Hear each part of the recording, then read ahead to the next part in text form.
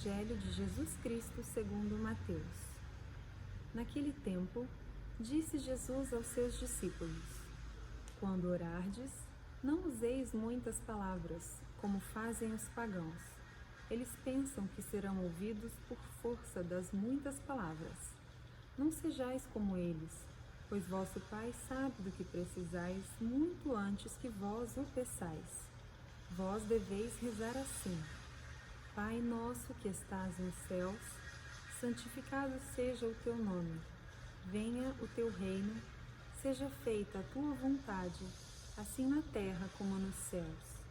O pão nosso de cada dia dá-nos hoje. Perdoa as nossas ofensas, assim como nós perdoamos a quem nos tem ofendido. E não nos deixes cair em tentação, mas livra-nos do mal. De fato, se vós perdoardes aos homens as faltas que eles cometeram, vosso Pai que está nos céus também vos perdoará. Mas se vós não perdoardes aos homens, vosso Pai também não perdoará as faltas que vós cometestes. Palavra da salvação. Meus irmãos e minhas irmãs, nós chegamos na parte central do Sermão da Montanha.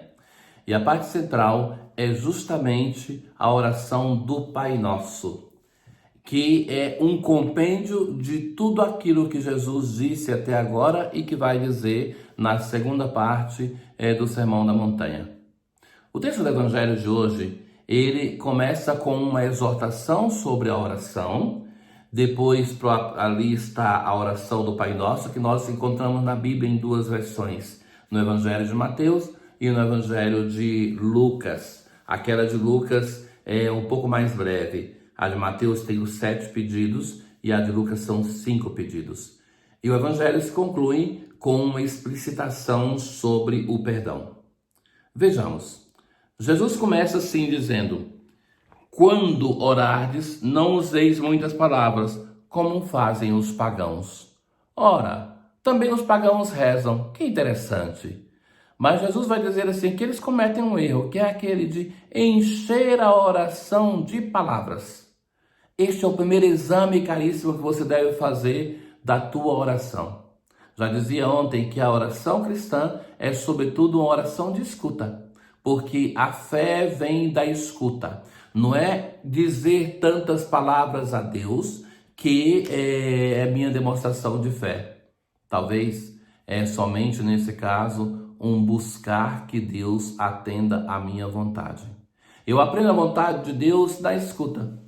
Tem muito famosa a frase do Cura d'Ars, São João Maria Vianney, que todos os dias na igreja estava no mesmo horário, sentado diante do Santíssimo, e perguntaram para ele: o que é que o Senhor fala para o Senhor na tua oração? Ele disse: nada, eu olho para ele e ele olha para mim.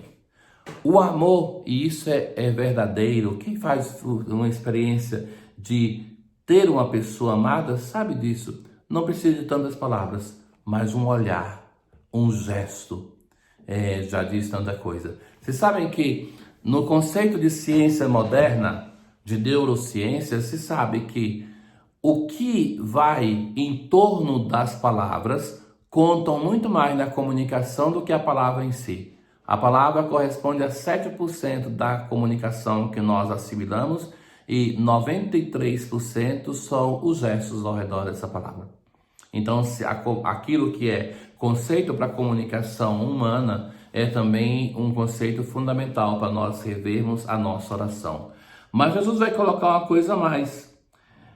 Vai dizer assim: pois vosso Pai sabe do que precisais muito antes que vós o peçais. A oração, nós pensamos sempre para dizer a Deus aquilo que nós estamos precisando. E Jesus vai dizer: vosso Pai já sabe, muito antes daquilo que vós o peçais. Ele conhece. Aí então Jesus entra propriamente na oração do Pai Nosso. Os 3 primeiros pedidos do Pai Nosso falam propriamente da nossa relação com Deus. Pai Nosso que estais nos céus. Aqui é o endereço. E Jesus vai usar aqui não a expressão Pai, mas o modo como as crianças de Israel chamavam seus pais. Jesus se dirige ao Pai como uma criança que tem uma relação de confiança no seu Pai. E vai dizer assim: santificado seja o teu nome, venha o teu reino, seja feita a tua vontade. Quem é que pode santificar o nome de Deus? Somente Deus pode santificá-lo. Então, só Deus que tem a altura, a grandeza para santificar o seu próprio nome. Por isso não diz quem é que santifica, mas que seja santificado. Então, é o passivo teológico da Bíblia que nós pedimos a Deus alguma coisa que só Ele mesmo pode fazer. Venha o teu reino, o reino de Deus, esse reino que já está presente, mas ainda não. Esse reino que vai ter ainda a sua expectativa e conclusão, que nós vivemos entre essa início e uma realização ainda incompleta. Seja feita a tua vontade. E aqui é o centro do caminho de fé. É a vontade de Deus que é o centro da nossa experiência fundamental, não a nossa vontade, mas a vontade dele, assim na terra como no céu.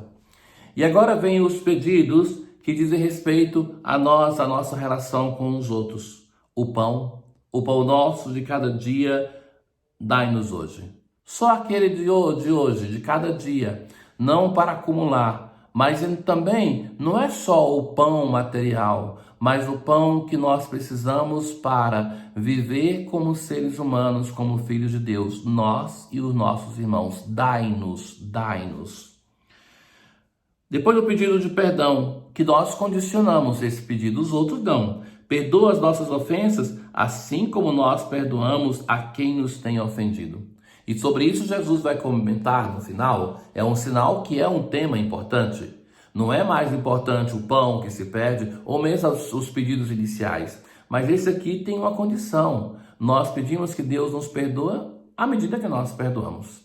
Então, se nós não perdoamos, nós também estamos dizendo a Deus que não nos perdoe.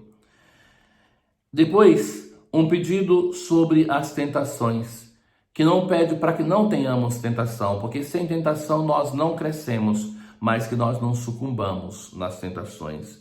E não nos deixeis cair em tentação. E o quarto e último pedido, mas livrai-nos do mal. A tradução melhor seria do maligno, do tentador. Livrai-nos do tentador, daquele que está sempre fazendo emboscada na nossa vida, que nos atrai para uma promessa de felicidade, nos colocando em um mar de infelicidade. Jesus conclui o seu sermão dizendo assim: de fato, se vós perdoardes aos homens as faltas que eles cometeram, vejam, que não é perdoar porque não fizeram nada, mas as faltas que eles cometeram, vosso Pai que está nos céus também vos perdoará. E se não perdoardes, vós não sereis perdoados. Então, nós colocamos uma condição, porque nós só conseguimos de verdade saborear e ver a grandeza do perdão de Deus se nós fizermos uma mudança no nosso coração para perdoarmos os nossos irmãos. Vejam, caríssimos, nós somos muito misericordiosos com nós mesmos. E tantas vezes nós não nos apercebemos que nós abaixamos o nível do perdão de Deus porque nós abaixamos também o nível das nossas ofensas. E pensamos, não foi uma coisa tão grande até assim. Então, o perdão de Deus se torna uma coisa pequena, porque também a nossa ofensa é considerada pequena. Mas em relação àquilo que as pessoas nos fazem a nós engrandecemos e consideramos que é uma coisa tão grande e que por isso nós pensamos que o nosso perdão para essa pessoa, para perdoar este fato, se torna uma coisa grandiosíssima. E não percebemos que em jogo está sempre o nosso eu, a nossa vontade. Então a oração do Senhor nos chama a mudar também esses valores. E que somente assim nós poderemos viver uma relação de filhos. Por isso nós os chamamos de Pai, não somente Pai meu, mas Pai nosso, porque reconheço os outros como irmãs e irmãos. Um bom dia para todos, um dia de oração. Rezemos nesse dia o Pai Nosso, mas o Pai Nosso, mais do que uma oração, atentos a isso para ser memorizada, é uma proposta de espiritualidade, de transformação, de conversão, o modelo de toda a oração. O Senhor esteja convosco, Ele está no meio de nós. Abençoe-vos o Deus Todo-Poderoso, o Pai, o Filho e o Espírito Santo. Paz.